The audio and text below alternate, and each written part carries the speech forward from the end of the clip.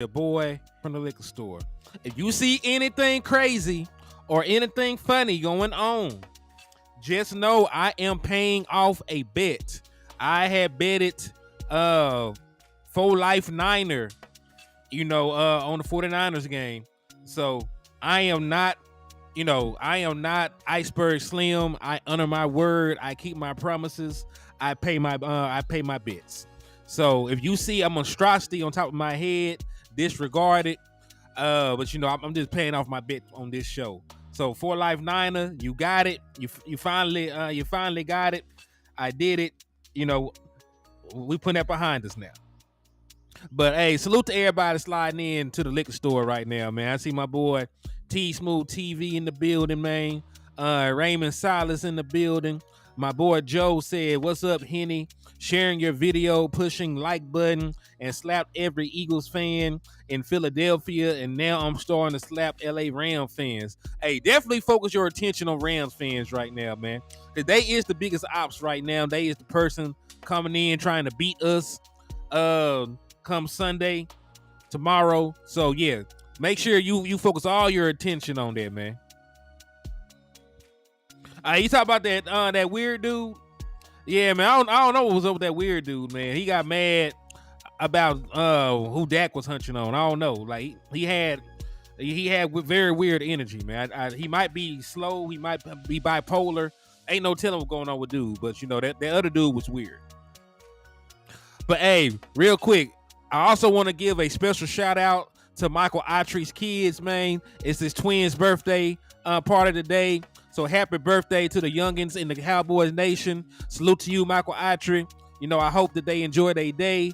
And tell them that their boy Henny say happy birthday, man.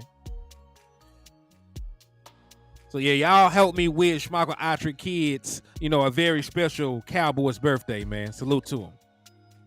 He said, right, he was tripping. Hey, man, I don't even know what was up with dude, man. Like, that was some weird behavior, but we would not tolerate weirdos in the liquor store. It's cool to get a little drunk, but he was on dog food or something. You know what I'm saying? Like, Cubs was on dog food or something. So he was out his noodle. So we had to get him on out of here, but it is what it is. Yo, Pyrex Kid, what's up with you, man? Who do you hope we can pick up at before the trade deadline? Man, we're going to talk about all that, man. We're going to talk about my final thoughts on the Rams. We're going to talk about some news and updates. We're going to do a little bit of everything, man. So, hey, salute to y'all for tapping in, though, man. We're going to rock out. I'm going to give y'all about an hour and some change. It's premium Dallas Cowboys content. But y'all know the usual rules and regulations, so y'all tap in. Hold on. My boy Raymond said his girl birthday was yesterday. So happy belated birthday to your girl, man. I pray it was good for her. I pray that you helped her enjoy it and y'all had a good time, man. Hey, Cowboys Thanos, what's up with you, my guy? I see you. And y'all wish Raymond Silas' girl a happy belated birthday as well, man.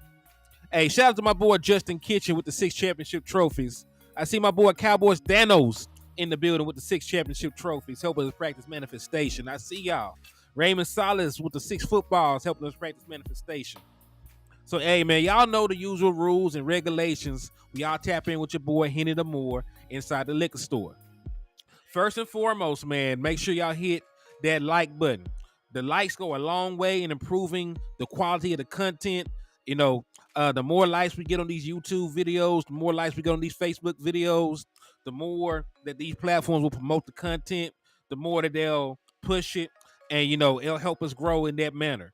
So help us finesse this algorithm, right? And hit the like button. It goes a very long way, in getting the content out there, man. So you got love for your boy Henny. You want to see us do good things in the liquor store, man. Please make sure you hit that like button. Ain't gonna cost you a dime, and it helps a whole lot, man. It helps more than you can even imagine. After you hit that like button, though, I need you to turn right back around and hit that share button. Because first and foremost, sharing is caring. I think everybody, mammy, maybe your granny, pops, somebody in your life that told you that at one point. But really, in the liquor store, we are practicing manifestation. So I see a bunch of y'all already doing it, right? We're going to drop 6 emojis. We're going to share the content 6 times. We're trying to manifest that 6th championship for the Dallas Cowboys. And we all know the Dallas Cowboys need good mojo. They need good luck. They need good fortune. They need all of that.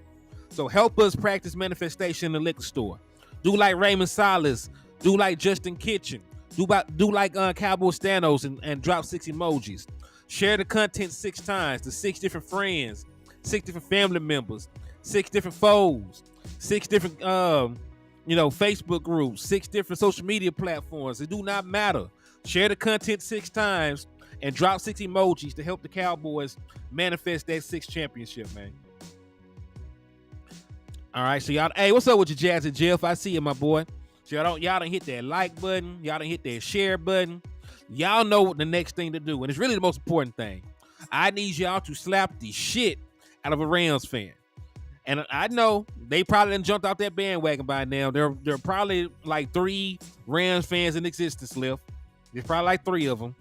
So what you can do is slap the last couple of Ram fans that are left in existence. And if you're able to do that, if you're able to find one and slap the shit out of them, I will be able to give you half off on all the merchandise inside the liquor store. And we got exactly what you need to succeed over here, man. We got cow burritos, we got gin, we got hen, and everything else under the sun that can make you sin. So tap in with your boy, Hennythemoor, and come get drunk in the liquor store. So yeah, man, so y'all done hit them likes, y'all done hit them shares, you done slapped up a Rams fam. Keystone, what's up with you? My boy DC for Life Texas, what's up with you, my guy? He said, let's freaking go. Cowboys love number 6. And it's straight like that, man. It's straight like that. So, hey, y'all done hit them likes, y'all done hit them shares, y'all done slapped the shit out of the last remaining Rams fan in America. Now I need you to hit that Cash App or that Super Chat, because we are still doing a raffle, and it's winding down. I ain't gonna lie to you. We got today, Sunday, Monday, Tuesday. Sunday, Monday, Tuesday. We got 5 days left in the raffle. We're gonna, the last day you can get raffle entries in is on Wednesday the 1st, because on November the 2nd, we're gonna do the drawing. So you got 5 days to get your raffle entries in for opportunity to win one of these 3 prizes. We'll be raffling off a copy of Madden 24. We'll be raffling off a Dallas Cowboy jersey of the winner's choice. And we will also be raffling off a Dallas Cowboys bobblehead of the winner's choice. So, hey, Pyrex, yes, that is me paying off my bet. I lost a bet. I bet the Dallas Cowboys would beat the shit out of the 49ers, and we all know what happened. So this is me paying off my debt. And like I said, I am not a man that goes against my word. You know what I'm saying? Like I said I would do it. If they won, I was fully confident in my Cowboys, and they let me down. So, hopefully they never put me in a position like this to be looking crazy again on my own damn show. But yes, this is a 49ers hat that I will be wearing for this one time only. And then we're going to go back to the classic Dallas Cowboys hat. But yeah, man, we're raffling off these 3 prizes. $5 per entry. The Cash App is $Hennythemoor. And the Super Chat and Super Stickers are also viable options to get your stuff in. Yeah, man. So go ahead, hit the Cash App or the Super Chat. It's $5 per raffle entry. And, we're going to run it all the way to November the 1st. So now let's get into the content. Yeah, you ain't tripping. Like I betted for Life Niner that we would beat the dog shit out of the 49ers. And of course, we lost by 30-some points. So he didn't want no money. He just said, hey, we're a 49ers hat on the live stream. So shit, that's what I did. And I salute to him too, though, man. Like I said, I can't be a hypocrite. I can't sit here and talk shit about Iceberg Slim. Hey, I can't sit here and talk shit about Iceberg Slim not wanting to pay up, and then I don't honor my bets. You know what I'm saying? I'm not a hypocrite. I'm not a hypocrite or a funny acting ass dude or none of that.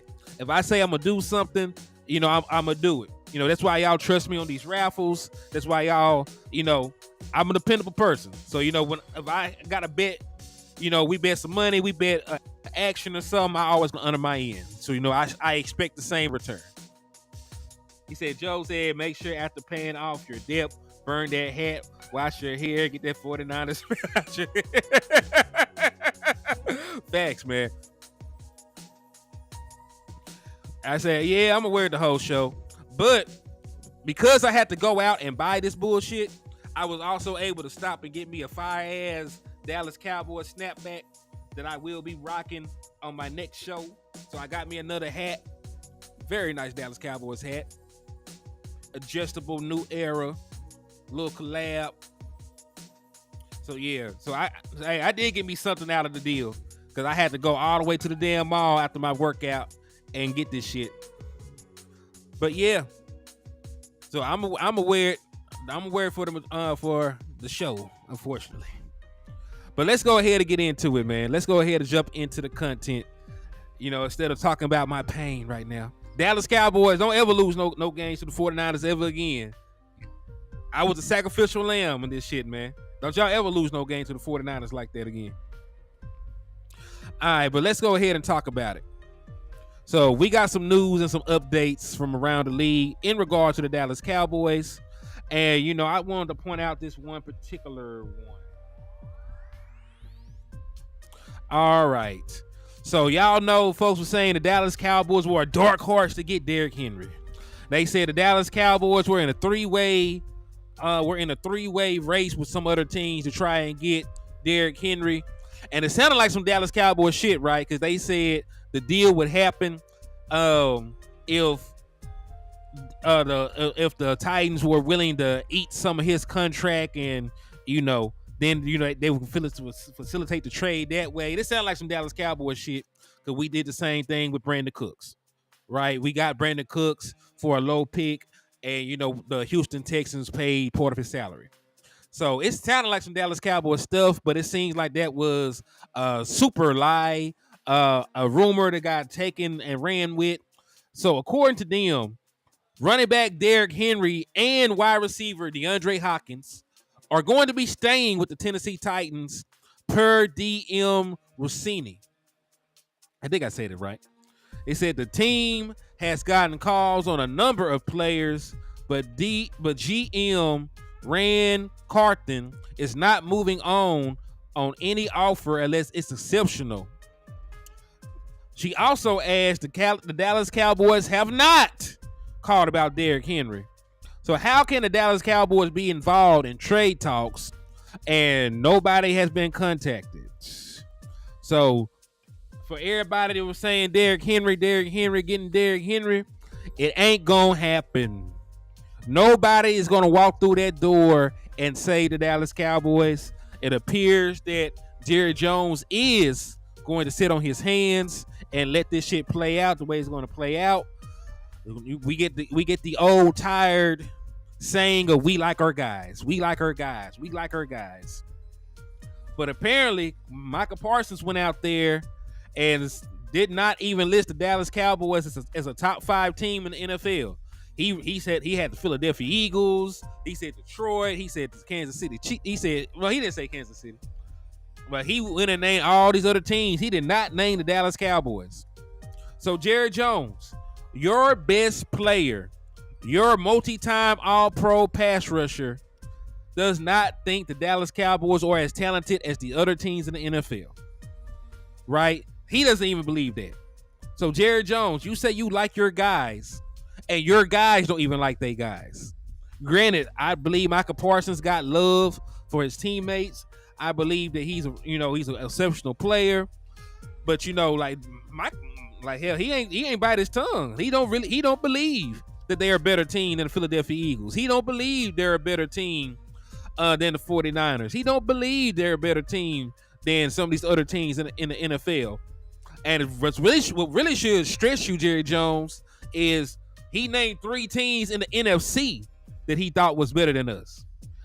Roster wise, he looked at Detroit, said they had probably a better roster when you look at them top to bottom. He looked at the 49ers top to bottom and said they were probably a better team. They beat them by 30 plus points, so of course he'll say that. And then of course he looked at the Eagles, who just went to a Super Bowl and have one loss and said from top to bottom they're probably a better overall team. That's what Michael Parsons thinks. So Jerry Jones, you say you like your guys. Your guys don't even like they guys. Micah Parsons don't like it. I am not sure, but Micah Parsons left us off the top 5. He had a list of the top 5 most talented teams in the NFL. He left the Dallas Cowboys off of them. So that just tell you his mindset. I don't know how far down he got us. He said Micah trying to infiltrate. Hey man, he might be trying to do that. But listen, that is very telling though, especially as a GM like Jerry Jones. You cannot sit out here and wear that GM hat, and when it's time to actually go out there and do GM things and go out there and acquire talent and go out there and work the phones and make your team better, you can't then just sit on your hands and say, "Oh, we like her." No.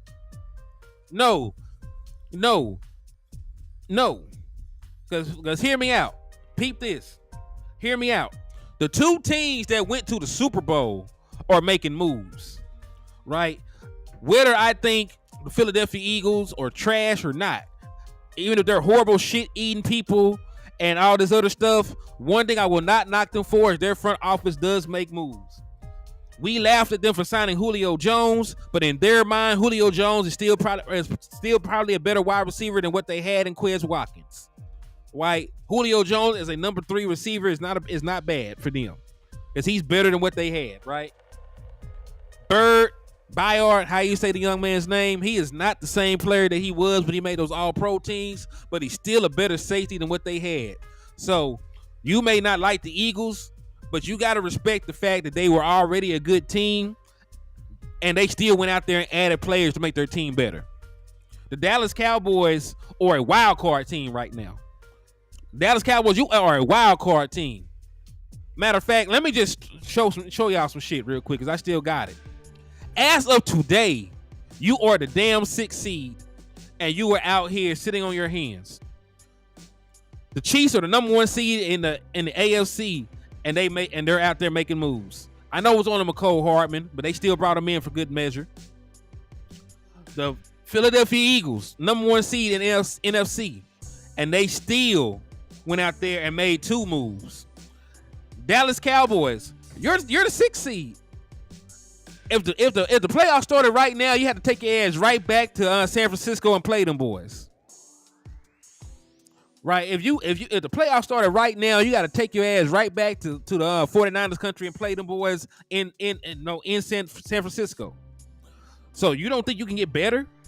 Because right now, as it lines up, you have to take the same team that just lost by 30 back to play this same team in that same building that you got whooped in. I don't like that. I don't like that. Make your team better if it's possible. Now, people, it's different. If Jerry Jones is out here willing and dealing, trying to make moves, and folks is not trying to F with him because he's Jerry Jones, he represents the Cowboys, and they're trying to tax him or some crazy shit like that, that's different. But just to say you're not going to even try unless somebody calls you, that's not good GM work, my boy. That's not good GM work.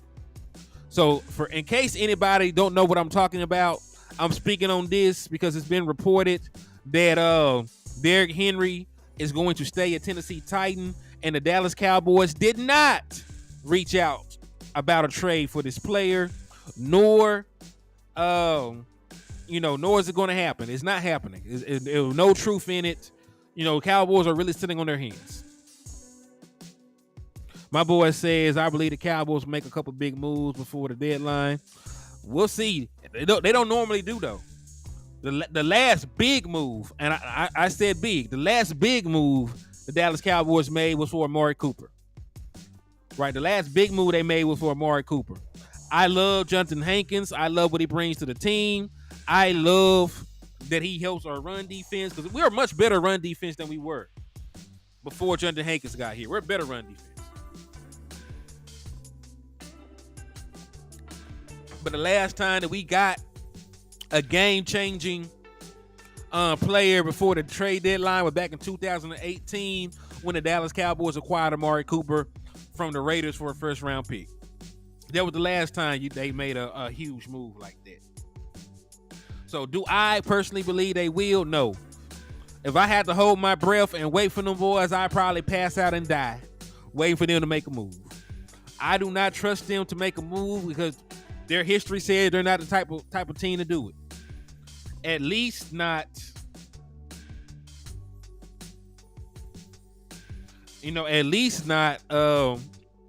recently. Like young Jerry Jones, hungry Jerry Jones, he would have made a move. The Jerry Jones back in the gap would have probably made a move. This version of Jerry Jones is not going to do it. Just ain't. He just ain't. So, I'm not going to get my hopes up. Really, the best thing I can hope for is the Dallas Cowboys team as a whole improves with time. Right? Because that's the only thing I can hope for at this point. If you're not going to push up the personnel, if you're not going to bring in some players to make your team better overall, just from having better people in the building, then you got to hope the guys that you have play better with more time. Offensive line, if they can stay healthy and continue to play together, right? Because if Tyron Smith is healthy enough to play, some indications are he should be good to go, right? I'm holding that out right now. I don't know if that's going to be a fact, but yeah, man. So if Tyron Smith plays, this is only going to be the third game that our starting offensive line has played together. Salute to my brother 55 S.A. Richburg for tapping in and showing love, man. I see you, my guy. Salute to you. My boy Willie T said Jerry Jones is not trying to do anything but get more attention to the Cowboys. I have nothing to say to that. I believe you. Because, hey, actions speak way louder than words. Jerry Jones says a whole bunch of... Jerry Jones says a whole lot of stuff and does very little when it comes to player acquisition. He talks a big game. Like, I'll go out there and... I'll go out there and get a player. And you sit back and you wait and wait and he don't go get a player. I trust your actions more than I trust your mouth. Like, you can say anything, but actions always will speak way louder than that. But salute to everybody tapping in.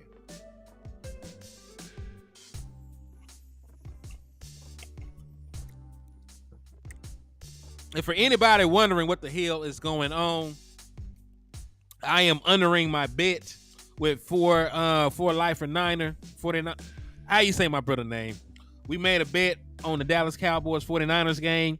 Y'all know how that went, so I'm paying it off. Again, I cannot be a hypocrite, sit on here and talk about Iceberg Slim running off with the church's money and me not pay my debt. So I'm paying my debt today. And then burning this hat. All right, so let's continue.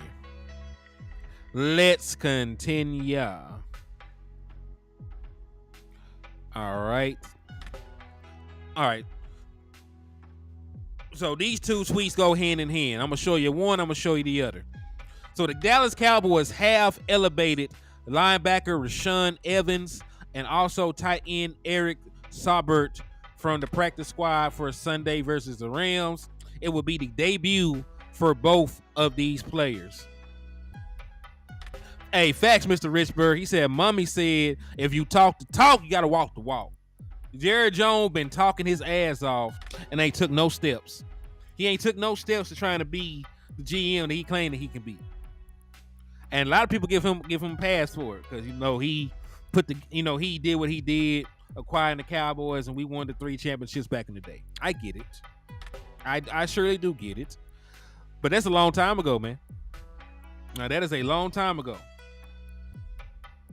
Like, hey, any other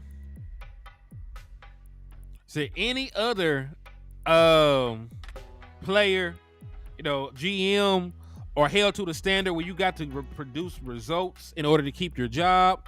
Well, Jerry Jones owns the team and also acts as the general manager. So the owner is not going to fire himself. So he can be lackluster and still have his job. Wherein if we had somebody else making these decisions or making these moves and everything else, there will be consequences and repercussions. Right? There will be consequences for not succeeding at your job. If at my job, there is a standard that got to be upheld for me to keep my job. Just like I'm sure there's a standard for y'all at y'all places of employment, if in order to work. So Jerry Jones, you know what I mean? Like he has nobody to answer to. He is the boss and the employee.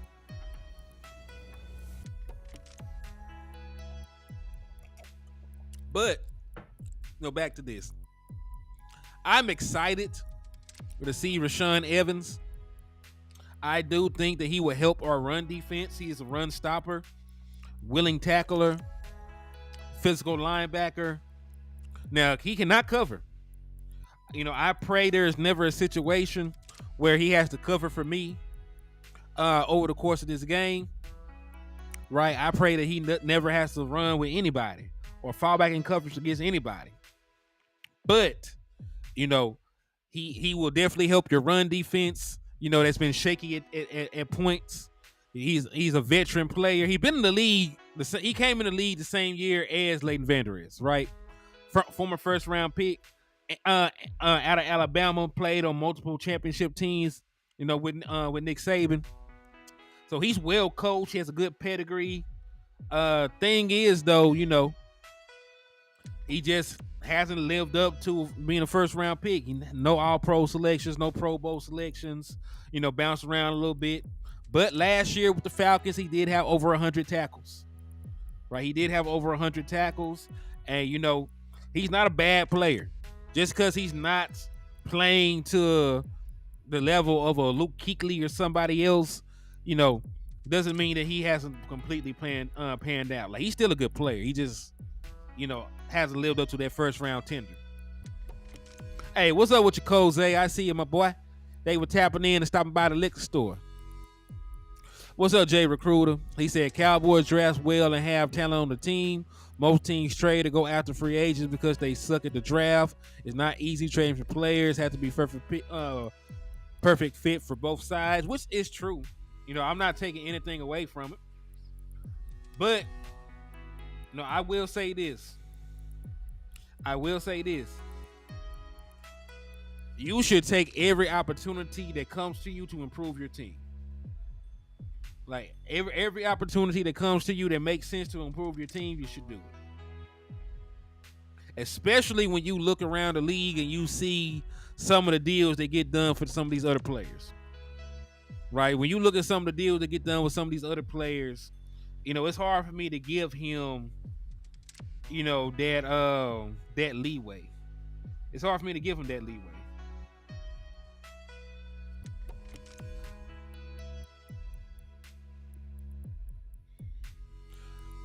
But they have been trying to get this boy acclimated to the defense. They said that they spent the entirety of the bye week getting him used to the defensive scheme.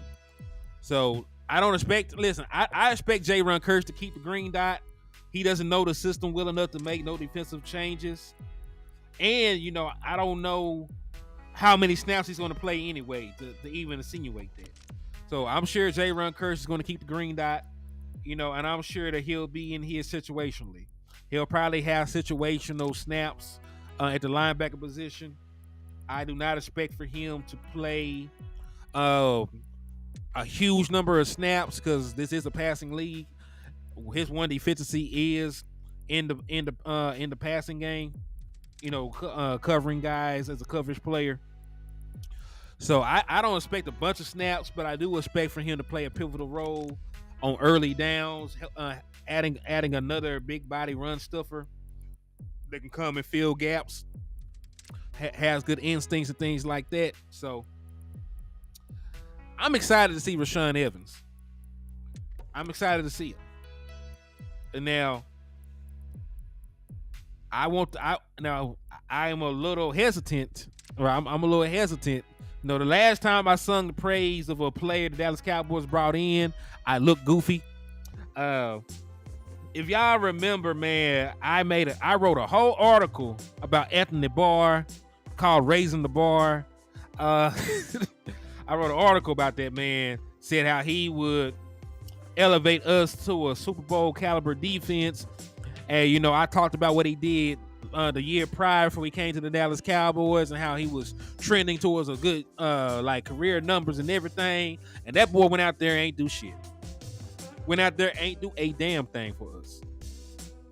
So I'm hesitant to to talk good about any linebacker we bring in because I looked crazy the last time.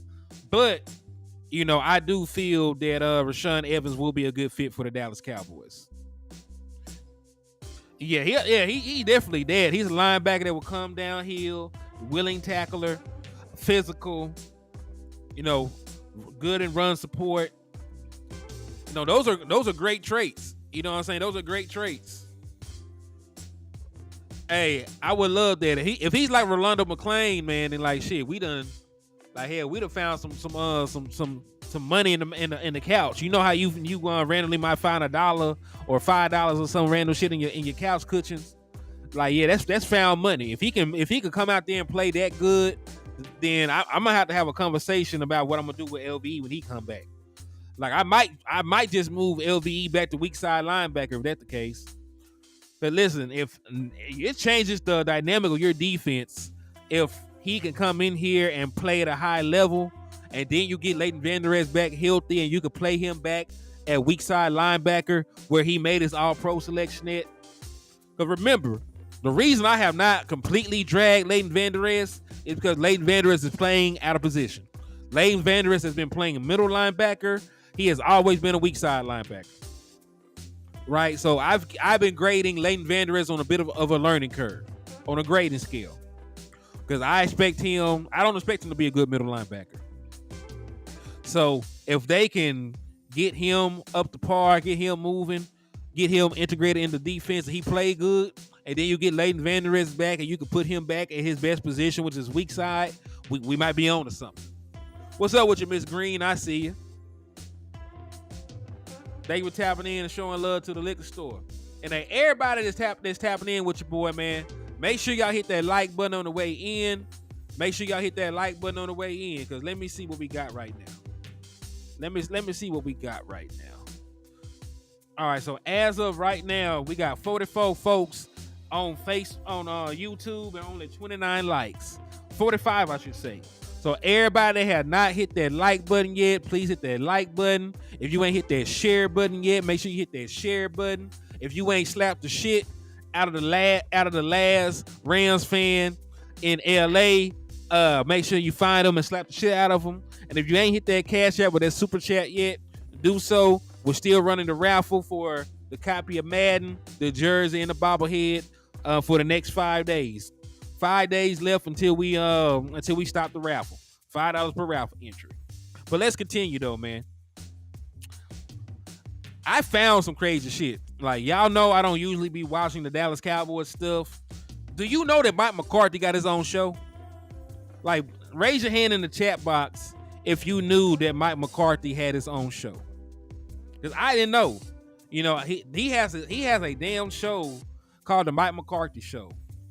And they just had an episode aired. Now, there will be no copyrights if I play it.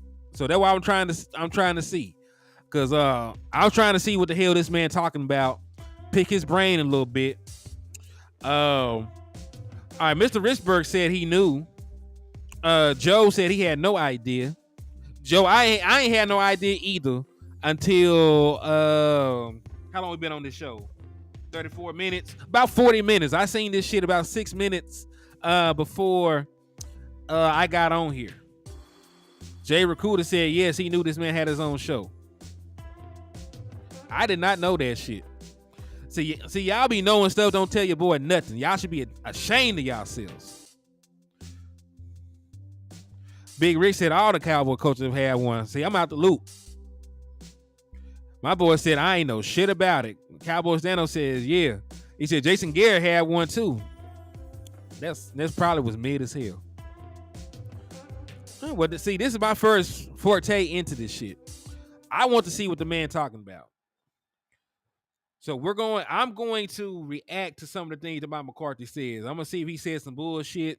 I'm trying to see if I can find out anything important about this upcoming matchup. My boy said I think all NFL coaches have a show for the Cowboys media. My boy said Cowboys Thanos knows all. I like that. All right. He said, yeah, it's probably part of just Cowboys media. I said they love being in this shit. But I'm gonna see if he says anything important. I'm gonna react to this and see if he says anything worthwhile. The name of this episode is Home Field Advantage. Before we start, they do now have a home field advantage. Dallas Cowboys have not lost a game at home since week 1 of last year. If I'm not mistaken, we've had 10 consecutive wins at AT&T Stadium, and we're trying to make it number 11 now. Skeptical Cowboy fan says he always talking nonsense. We'll see. I'm just curious. I want to see what the hell this man talking about.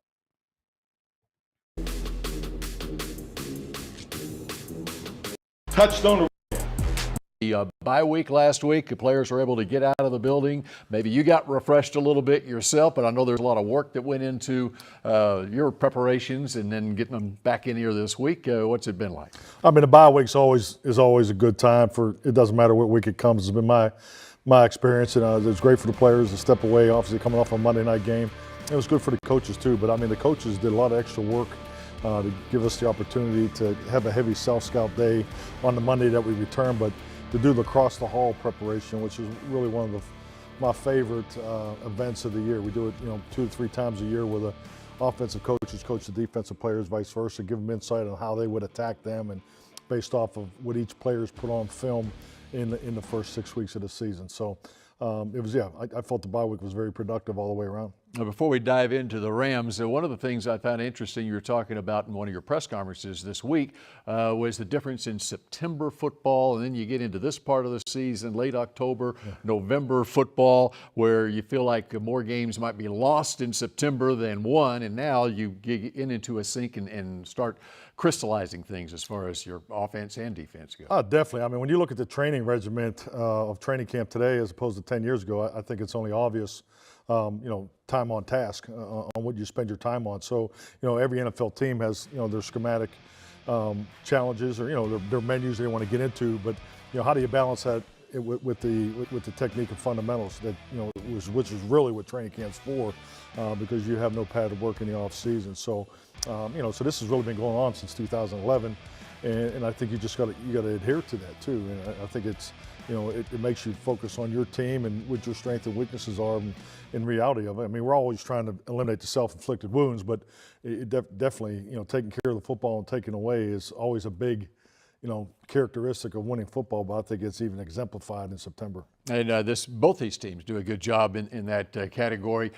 Sean McVay's team, they're off to a 3-4 start. Every game has been very competitive. When you look at their defense, there's one guy that really jumps off the screen at you, and that, of course, is the 3-time Defensive Player of the Year in Aaron Donald. Aaron Donald's obviously a premier player, and he gets attention every week, and that'll be no different this week when we line up on Sunday. So, yes, his ability to make plays, both in the run and in the pass rush is, he's top notch. He's the standard. He's the standard in the league right now, for inside players. And they're doing a really good job. They're moving them more around this year than they did last year. They're doing more schematically away from them this year than they did last year. So they definitely, give us a lot of scheme challenges along with, where Aaron lines up. One guy on your offense I want to ask you about is C.D. Lamb, and Dan Quinn was talking about how in practice leading up to the Chargers game, he could see in his eyes this guy was a man on a mission, has such passion, plays with such a hair on fire style. How important is to have guys like that? All right, my ear is gonna perk up a little bit. I'm gonna see what he say about C.D. Lamb. He better say C.D. Lamb gonna get a shit ton of targets and all this other stuff. I don't want to hear anything else about C.D. Lamb other than he's 88. He's gonna get the ball. Right? He's your best wide receiver by a long shot. So there should never be another time where he has to throw a tantrum for targets. Like, he should have too many targets. Like, the issue in Dallas should be that we throwing the ball to C.D. Lamb too goddamn much. I don't want to hear anything else about C.D. Lamb other than he's a phenomenal player. we're gonna get him the ball. No ifs, ands, or buts. Get him the guy. Y'all know. But let's continue. That just coming off a bye week like this, where you're getting back into it, and okay, it's down to business again. I mean, you look at CD, obviously coming out of college and, where he was drafted and everything, you look at the gifts he has, but he's pure football. I mean, he's all about football, and just love the way he attacks the game. Super aggressive, has a great passion for winning. And I think not only when you see a receiver that can do it, obviously in the second and third level of the defense, but also just give him the ball. You got to remember CD's first year, and then going back to college too. I mean, an excellent punt returner too. So he is a complete pure football player. All right, we're just getting started on this edition of the Mike McCarthy Show. Up next, it's David Moore of the Dallas Morning News. It helps me self-reflect, just seeing from a defensive back's point of view and seeing how, All right, let me stop there right there. And let me answer this question for you, my boy Yolandis Addison. They said they want to get the ball to CD, but they're scared of Dak turning the ball over. If that's the case, they don't know their quarterback then. So let me ask y'all a question. How many seasons has Dak Prescott, thrown more than 12 interceptions? How many seasons has he thrown 12 interceptions or more? The correct answer, I ain't gonna have y'all Google nothing, is 2. He's played 8 years. He's played 8 years, and he's thrown 12 interceptions twice. He's top 10 in league history in touchdown to turnover ratio. So they don't really know their quarterback that well. They believe one season is indicative of him turning the ball over. So if Mike McCarthy is dumbing down the offense to try to protect Dak Prescott, then he obviously does not know his quarterback. Because last time I remembered, he was one of the quarterbacks with the most passing attempts in the league and only threw 10 interceptions to 37 touchdowns, right, when he had that year in 2021, fresh off the leg injury. So Mike McCarthy has a quarterback that's thrown for 37 touchdowns and 10 picks in the season before. Now, granted, last year was last year, but for his career, he hasn't had a turnover problem. So you don't have to overtly try and correct something that ain't really been a problem over somebody's career. Just my personal opinion. different ways to attack them or different ways that they would guard me. And if you tell me how you're going to guard me, then I have to work on the way to avoid that, So it's very beneficial for me and my receiver guys. So learned a lot from them. The Mike McCarthy Show, presented by Reliant, is brought to you by Ford. Ford is the best in Texas. Bank of America, the official bank of the Dallas Cowboys. Miller Lite, the only beer of the Cowboys. It's Miller time. And by Reliant, official energy provider of the Dallas Cowboys. Welcome back to the Mike McCarthy Show, powered by Reliant Energy, here inside the Globe Life studio. Bill Jones now joined by David Moore of the Dallas Morning News, SportsDayDFW.com. The trade deadline is approaching on Tuesday. I find it interesting this week, David. All 32 teams are playing this week. I wonder if it has anything to do with the trade deadline. Do you think, in talking with Jerry Jones earlier this week, that something could be on the front burner for the Cowboys? Well, you bring up a good point. I don't think that's happenstance, that you just take a break in the buys in the weekend leading up to the trade deadline. Spoke to Jerry Jones, several of us did, during the week, and it was interesting. The question was, do you find that there are more teams willing to make a deal leading up to the trade deadline than there have been for long periods? And he did agree with that. And you have seen more activity here. You saw the Cowboys get involved last year ahead of the trade deadline. One deal was made, one was not. But that trade resulted later after the season, and Brandon Cooks winding up here. So his stance was he likes this team where it is now, but he's aggressive by nature. He's a risk taker by nature. And so he's always ready to make a deal. But if one doesn't occur, he believes this team is currently constructed. Yeah, Mike McCarthy full of shit anyway. But let me answer this. Yolandis Addison. So who are these mythical quarterbacks that elevate these players around them? I want to know. Who are these mythical quarterbacks? Name these mythical quarterbacks that elevate players around them. and we'll have a conversation. Who are these mythical quarterbacks that are elevating everybody? No, the thing is, he's a Dallas Cowboys fan, so I want to have because I'm not mad at him. I want all right, Tom Brady. That's probably the greatest quarterback ever. You can name Tom Brady, and that would be fine. Nobody's saying that Dak Prescott is Tom Brady. So you named the GOAT, which we know that Dak Prescott is not. Who else?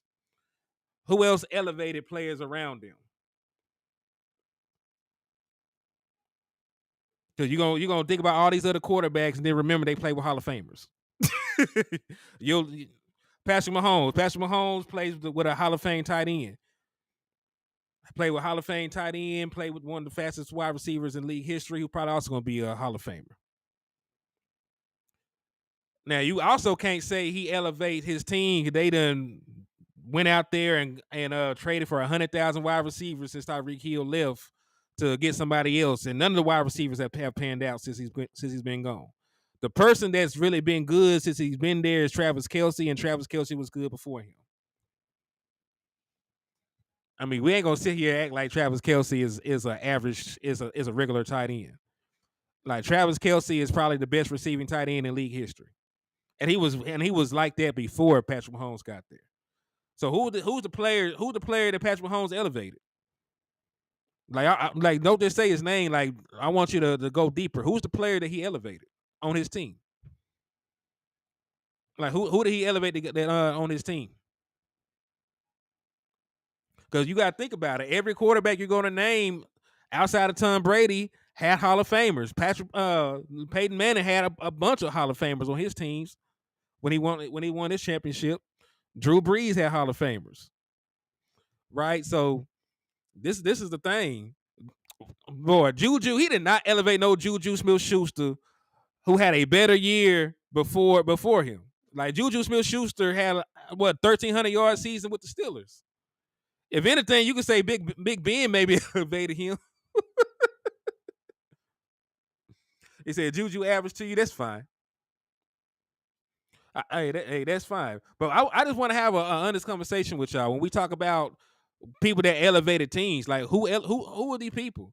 We can't say nobody like Josh Allen. Josh Allen was a shit before he got Stephon Diggs, right? Because you can't say Josh Allen. He needed a quarterback. You can't say what's the boy name in Jacksonville? You can't say him because he needed Calvin Ridley, and they needed to go get the Christian Kirk. He needed wide receiver help. He didn't make those other guys he played with look good. You just keep going down the line.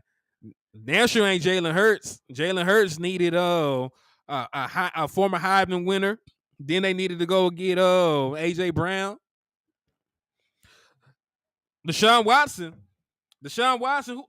like nah. Y'all forget this man played with D Hop when D Hop was still D Hop. Like he had the best wide receiver in the National Football League. So see, every time you name players, like they're attached to a Hall of Famer. They're attached to a Hall of Famer or this great guy. And even then, you can sort of use that conversation with Dak Prescott too. This Cedric Wilson look good with Dak and then ain't did shit since he left? Did Dak Prescott not look good with Bryce Butler? Bryce Butler thought he was so good that he didn't want to sign a contract with the Cowboys. Like he had his best year with him. Dak Prescott got Dalton Schultz paid. Dak Prescott got Blake Jarwin paid. Like Dak Prescott has gotten people paid.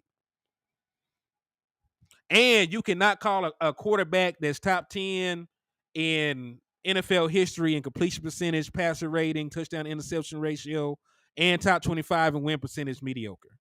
You just can't. And if Dak Prescott is mediocre, that means the quarterbacks that he has better numbers than are mediocre. And there's a lot of them. So, we just can't have these conversations based on our feelings. Like, I don't do feelings. Like, I don't know Dak Prescott from a can of paint. So, I have no reason to defend him outside of the things that people say are not factual. Now, you say that Dak Prescott needs to help us get over the hump. Sure, that's a conversation to be had. Do you say Dak Prescott needs to win, in the playoffs? That's a conversation to be had. But you can't call somebody that's mediocre that wins football games and puts up good numbers while he does it. That's not a mediocre quarterback. Like, you even have people that hate the Dallas Cowboys say that he ain't a mediocre quarterback. Now, you can make the argument that he's not elite, that he's not a top 5 quarterback, but there's no argument to be made that he's not a top 10 quarterback. At least not a realistic one. Because remember, in the liquor store, we deal with numbers and really only numbers. So if you're good at everything, statistically, I'm not going to call you a bad quarterback. Now, you can have rough patches and things like that, which all quarterbacks do. But, I'm not going to sit here and call him a mediocre quarterback. Like, Baker Mayfield is a mediocre quarterback. Like, I'm okay with Baker Mayfield is a mediocre quarterback. He said, so are y'all okay with just good or do you want great? Addison, he's your best option right now if you want to win a Super Bowl. And yes, like, why do people be putting caps on quarterbacks? Nick Foles is awful, and the Eagles won a Super Bowl with him. Like, Nick Foles was awful, and they won a Super Bowl with him. You got to go back and look at the history of the Super Bowl. Like, it's not a bunch of these great quarterbacks that won them. There's been a bunch of average ass quarterbacks. Like, Nick Foles is not no Hall of Famer. Oh, what's that boy name? No, Addison, you just believe the Dallas Cowboys are not going to win a Super Bowl with Dak Prescott because you don't know. Same way I don't know that we will. You just don't believe in him, and that's fine. But don't try and say it as a fact for everybody else. Right? Just don't try to say it as a fact for everybody else. What's up with you, Craig? He said, when have I seen Dak go on a type of run as Nick Foles went on in the playoffs? My guy, how many games in the playoffs that we lost when Dak Prescott played good? Do you have revisionist history and forgot 2016? When Dak Prescott, went blow for blow with Aaron Rodgers and we lost on a 3rd and 20 and a field goal.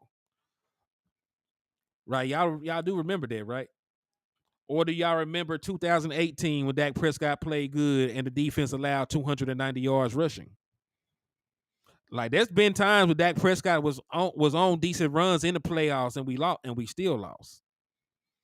Now, 2016 and 2018, both of those years. And Addison, this is my last time responding because we have other things to talk about on here other than Dak Prescott. 2016 was not his best year. 2021, where he set the Dallas Cowboys franchise record for passing touchdowns, was his best year. He threw 37 touchdowns and 10 interceptions. That was his best year. He didn't get the accolades, but he played his best quarterback in 2021. But, that's the last of that. Jamie and Cal, what's up with you? And as y'all do know, man, I had to go out here and honor my bet. Y'all know I bet with 4 Life for Niner to wear a 49ers hat if the Dallas Cowboys lost to the 49ers. And shit, we got our asses whooped. So I'm paying my bet. I'm paying my bet off right now. He said no talking statistics. Man, I'm not an eye test dude. I'm sorry. And you can't sit here and say that he had better mechanics in 2016 than 2021. His mechanics were better. Pocket presence was better. And, like, 37 touchdowns, he looks better than 23. Like, I don't know what we're talking about. Even if you only use your eye test, like, scoring much more touchdowns looks a lot better. Being more efficient with the football looks better. I don't know. Willie C, I am going to earn this book after the show. Like, this is it. It's over with. No, people lie. Matter of fact, eyes lies too. If you're talking about the animal kingdom, the human eyes are some of the worst set of eyes of any creature on the planet. Like, we don't have acute vision and shit like that. So I would take the numbers, which don't lie, over the eye test. I'm sorry. Especially, there's a number for anything. There's a number for everything. My boy said 2017 Cowboys. I say 27-10. I say 27-10 Dallas Cowboys. Because I believe it will have a very good game. And I also believe the Rams are not going to have a great day at the office. Like, Matthew Stafford is one of the quarterbacks that gets sacked the most in the National Football League. Micah Parsons will have an opportunity to go up against a backup. Because I'm not mistaken, their starting right tackle is injured. So they got a starting right tackle that is hurt and probably is not going to play for them right now. So I do expect that. I mean, that's a big if. Rams ain't blocked up front all year. Now, granted, teams play their best football when they play the Dallas Cowboys, but our offensive line against their defensive line should be a mismatch, and the other way around. Like, our defensive line should be able to have their way with their offensive line, especially with them being down players. Like, they're down starters on that offensive line. Hold that dog.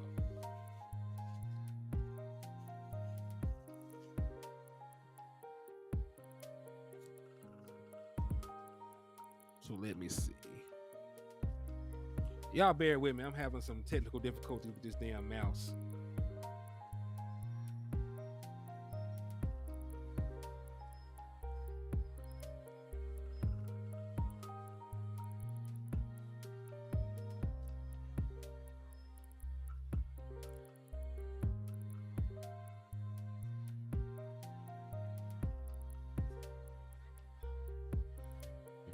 Hopefully they can feast. Last game, I thought they could feast. They semi-did with the amount of pressure they were able to get. Yeah, we got a bunch of pressures and a bunch of hits. We did not get the amount of sacks that we wanted. But Matthew Stafford is even less mobile. Than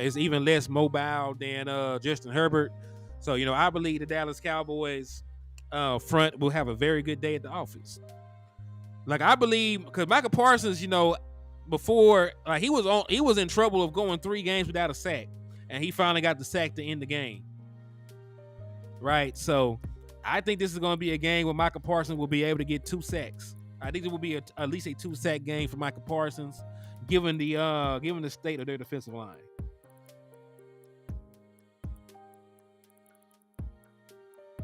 Said that cannot be corporate or robotic. That has to be who he is. True skeptical. I don't see us getting 30 or less defense score. I mean, hey, that's fine. If I can get 24 from the offense and also get a touchdown from the defensive side of the ball, I'm fine with that. But this is not like one of the worst defenses in the NFL or anything. They're a decent defense, and they've only given up 4 passing touchdowns the entirety of the year. So they've only given up 4 passing touchdowns. They pretty much play bend but don't break. Yeah, I think everybody agrees Dak Prescott plays better when he uses his legs. When he uses his legs, he plays better football. And he even said so. So, I think that should be a part of the game plan. And like I said, the boy is healthier than he's been in a long time. Boy, y'all, wow. He said Micah is already planning on who jersey he's going to get. He said this should be a third game. We'll see.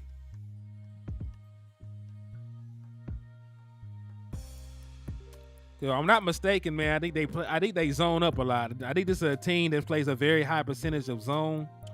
If I'm not mistaken, they play a little bit over 70 zone 70% of the time. So this is not going to be a in your face bump and run aggressive ass defense like that. They're zone style defense. They play out of a 3-4 front, right? 3 down linemen, 4 linebackers. They play a lot of zone, and that's just what they do. So I'm not saying that we're gonna go in here and throw for 500 yards or nothing, but there will be opportunities for some plays. There will be opportunities for some plays.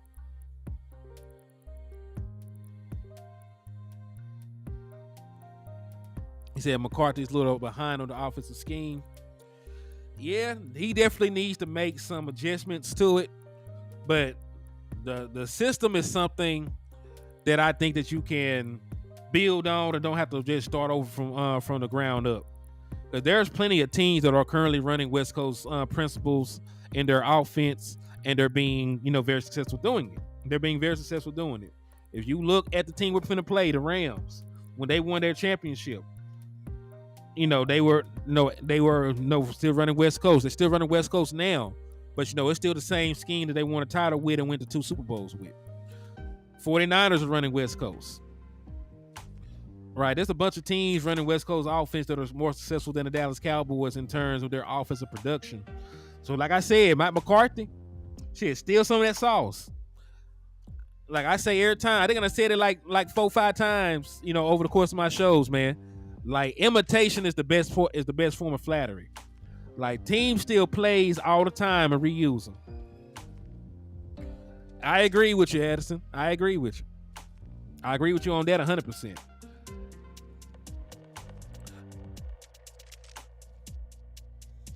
I said, just not a McCarthy fan, man. He's not it. We'll see, man. I'm willing to give him the season, because realistically, the season is all he got if the Dallas Cowboys flame out. So I'm willing to give him the season, then let him get acclimated, see what happens. But we'll figure it out. Like, if he's not able to get the offense on track, and we're not able to at least get to the NFC Championship game, then I feel like Mike McCarthy will be gone. Right? I feel like he'll be gone, because they loved him some Kellen Moore. So getting rid of Kellen Moore and Mike McCarthy doesn't do everything he promised. I can't see him being here. I made the argument it would depend on how we lost for if he would still be here, but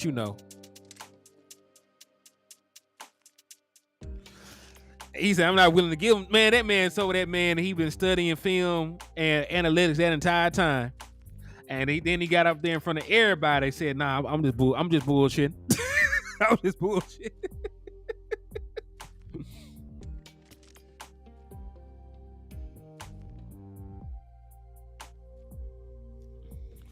Yeah, he definitely going after the season if he doesn't do everything else. Said that is the problem. This is really Mike's first year. Yeah, this is first year as the play caller. But one of the reasons why we believe in Mike McCarthy was because he's a veteran head coach. You're a veteran head coach and a veteran play caller. So like when you're older, they don't really give you room to bump your head and stuff. Like when you're older and you have those skins on the wall, like you really be expecting results from these dudes. That's why guys get these head coaches. That's why these veteran coaches, get these other opportunities, and they only give them a year or two to try and turn shit around.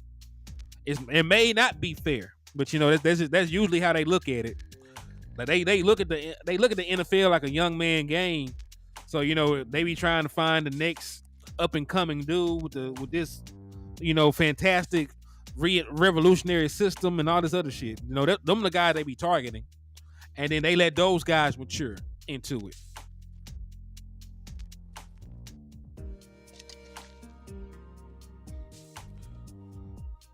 I said, hey, that might be partially true.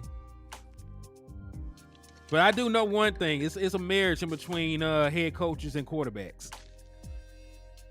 Because, hey, Aaron Rodgers ain't did shit without him either. So, so I understand what you're saying. It does look like Aaron Rodgers was a huge part of that Super Bowl.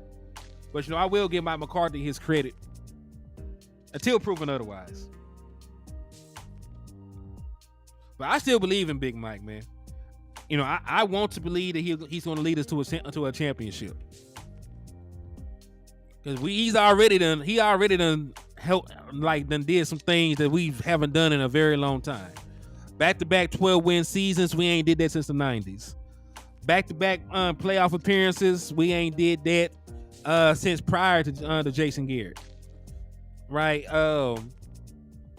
If we go to the playoffs for this year, it's gonna be the first time the Dallas Cowboys have been to the playoffs in three straight years since the 90s.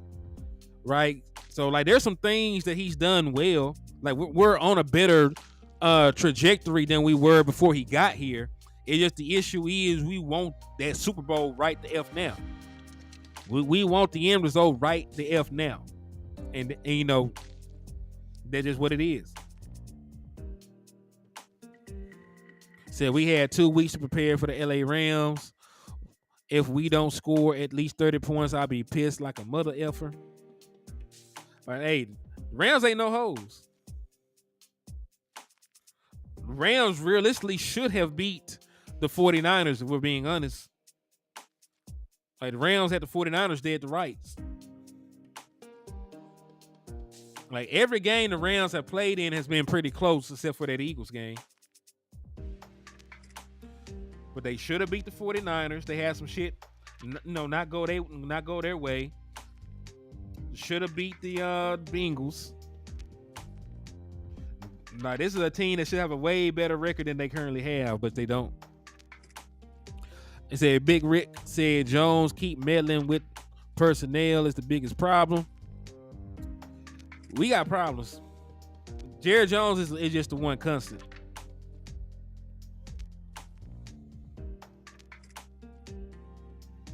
He said we're gonna come out flat. We're gonna see. Mike McCarthy currently has a record of 11-5 after the bye week. So he does have a good record after the bye, but we'll see. I think the most recent game though, I think we lost after our bye last year though. I think that was the Packers game. I think the Packers game was after the one before our bye last year, or after our bye last year.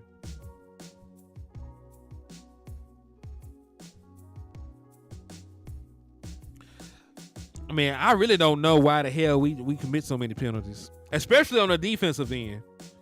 You know what I'm saying? And I love Dan Quinn, but Dan, like that is sort of, that's sort of on you, Dan, if your defense is lining up in the neutral zone and jumping off sides, and committing committing defensive holding and shit like that. Like Dan, that is on you, Dan. And offense, y'all coming out there, all these holding calls, offensive, pass interferences and all this crazy shit, false starts, I don't know.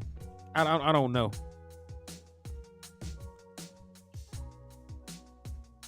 What's up with you, Charlie Jones? Thank you for tapping in and showing love to the platform, though, my guy. I see you.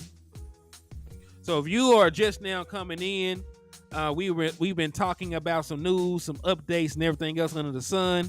Yes, you do not have to adjust your cameras or nothing. This is not poor quality. This is actually a raggedy ass 49ers hat on my head because I'm paying off my debt from the Dallas Cowboys loss to the 49ers. Don't trip. I'm gonna swap right back out after this. But yeah, so if you wonder what we're talking about the fact that the Dallas Cowboys did not reach out about Derrick Henry. He's not going to get traded, nor did the Dallas Cowboys call about him. So y'all can put that shit to bed. Rashaan Evans, he's been elevated to the active roster, and they spent this bye week getting him prepared to play. So I do expect for him to play a decent amount of snaps this upcoming game. And then we also took a look at Mike McCarthy and his little show. We were not very, I ain't gonna lie, like they could have kept that. He said 24-17 Dallas. Hey, I don't care if we win by 7, 17, 27, or 1 point. As long as we come out this game with a dub and we win, I'm fine with the final score. As long as the final score is an indication that we won, I am happy. Like I will enjoy my victory Monday, and then I will get on their ass Tuesday. Joe said, "F it." The Cowboys drop a 40 ball, 40 piece, 40-10. I mean, you might not be wrong. Dallas Cowboys have only played 2 games at home, and we won each game at home by 20 points or more. We've only played 2, and listen, that is crazy. But we played 6 games. We only played 2 at the house. We beat the Jets by 20, and we beat the Patriots by 1,000. Nah, but we beat the Patriots. Well, I forget the final score on that game. But the Dallas Cowboys do have a very good margin of victory at home that could play a part into it. And we all know that shit sort of landslides. What's the over? How many points they saying gonna get scored? What they saying on it? What's the point spread? Because I know we're favored by 6.5 points, but what's the over and under?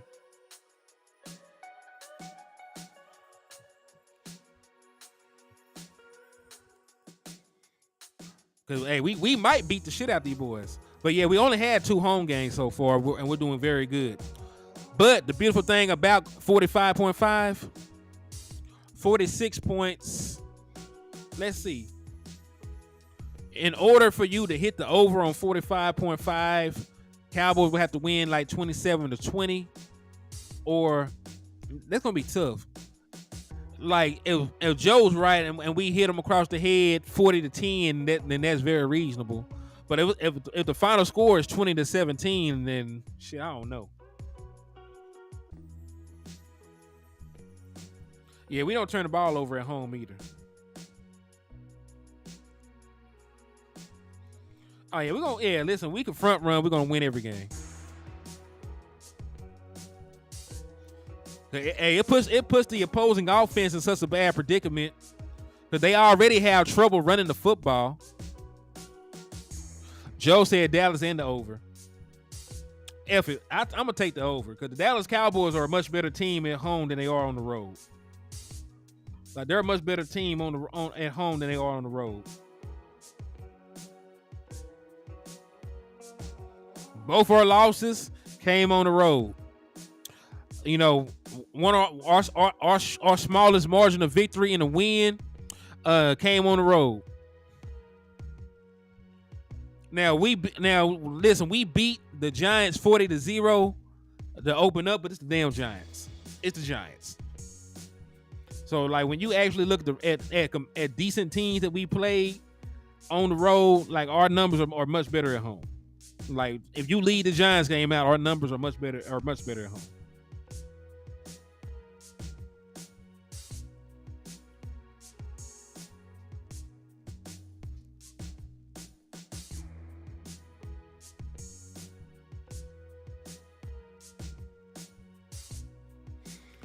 He said I did too. Took Dallas to cover and the over. I mean that's not bad. I still need to finish building my ticket. I still need to finish building my ticket while I'm thinking about it. I'm probably gonna once I jump off here, I'm probably gonna do that.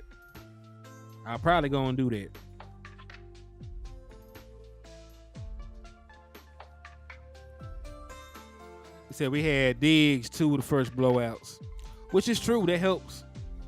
When you can just man up across the board and take away, you know, every major receiving threat that a opposing offense has, it goes a long way in helping your back end and how aggressive you are up front with the pressures that you bring. So yeah, I do agree that having Trayvon Diggs helps.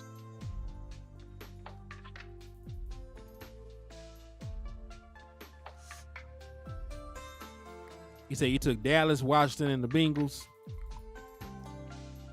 It may be hey, I don't know. I'm a little concerned about the Bengals.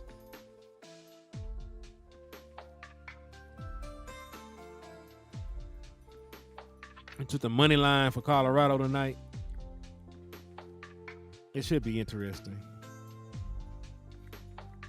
I wonder how they do against UCLA. But yo, man, we've been on here for 1 hour and 13. Thank y'all good people for showing love, rocking out with your boy, blessing me with your company over this course of time. I'll probably be back on later on today. But oh shit. If not, then you know I will see y'all tomorrow at some point. Probably won't be early on. Me and my wife's anniversary is Monday, so we gonna be hanging out tomorrow after the game. So I'll probably tap in with y'all tomorrow night. But yeah, man, thank y'all for everything, showing love, rocking with your boy. I am out, man. I'll see y'all next time.